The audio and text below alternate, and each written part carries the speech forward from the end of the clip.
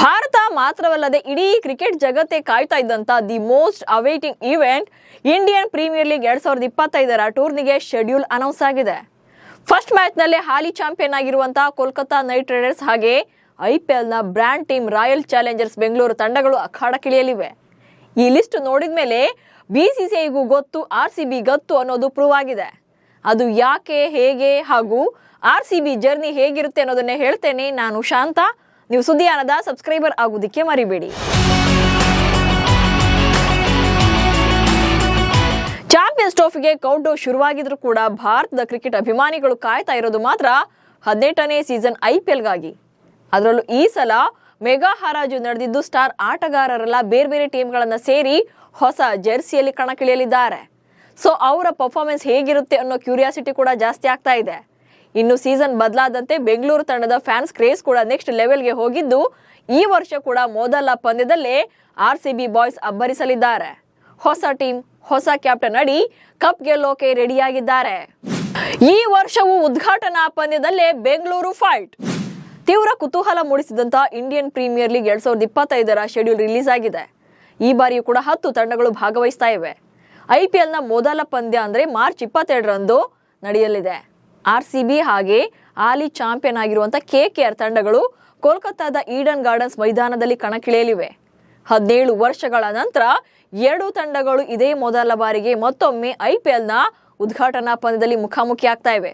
ಅಂದ್ರೆ ಈ ಮ್ಯಾಚ್ಗಳು ಅಂದ್ರೆ ಈ ಎರಡು ಟೀಮ್ಗಳು 2008ರಲ್ಲಿ ಅಂದ್ರೆ ಮೊದಲನೇ ಸೀಸನ್ ನಲ್ಲಿ ಆಗ ಎದುರು ಬದರಾಗಿದ್ದು ಬಿಟ್ರೆ ಉದ್ಘಾಟನಾ ಪಂದ್ಯದಲ್ಲಿ ಈ ಸಲ ಅಂದ್ರೆ 18ನೇ ಸೀಸನ್ಗೆ ಮತ್ತೆ ಮುಖಾಮುಖಿ ಆಗ್ತಾ ಇವೆ. 65 ದಿನಗಳ ಕಾಲ ನಡೆಯುವಂತ ಟೂರ್ನಮೆಂಟ್ ನಲ್ಲಿ ಒಟ್ಟು 74 ಪಂದ್ಯಗಳು ಇರಲಿವೆ. ಮಾರ್ಚ್ 22ರಿಂದ ಮೇ 18ರವರೆಗೆ 70 ಲೀಗ್ ಹಂತದ ಪಂದ್ಯಗಳು ನಡೆಯಲಿವೆ.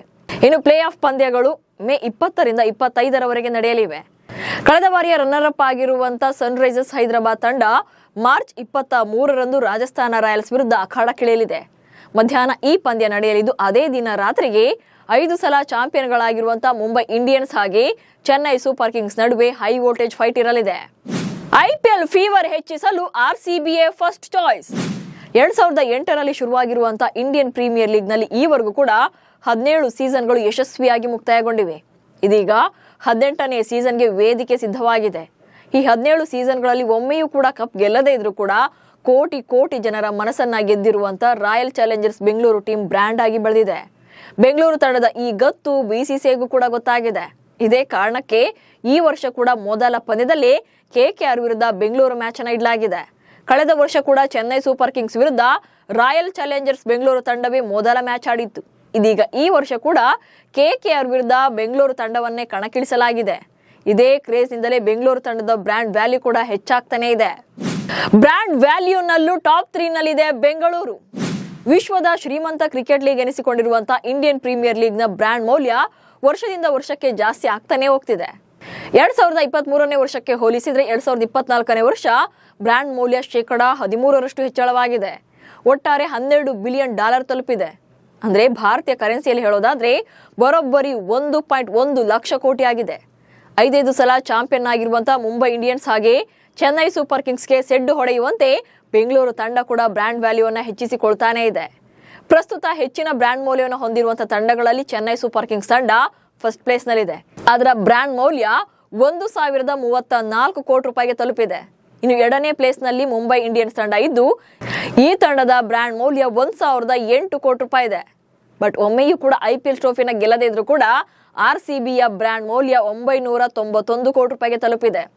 ಬಹುಶಃ ಈ ವರ್ಷ ಈ ಮೇಲಿರುವಂತ ಸಿಎಸ್ಕೆ ಹಾಗೆ ಎಂಐ ಇಬ್ಬರನ್ನು ಕೂಡ ಆರ್ಸಿಬಿ ಬೀಟ್ ಮಾಡಿದ್ರು ಅಚ್ಚರಿ ಇಲ್ಲ.